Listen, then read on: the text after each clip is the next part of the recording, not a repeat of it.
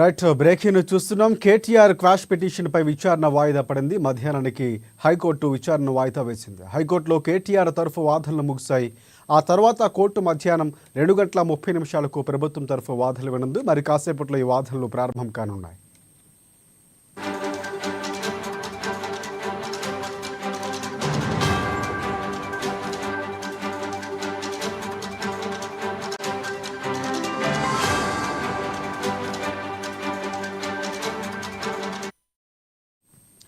Right KTR quash పిటిషన్పై మరి కాసేపట్లో హైకోర్టులో విచారణ మొదలు కాబోతుంది. ఇక ప్రభుత్వం తరఫు వాదనలు వినిపించనుంది.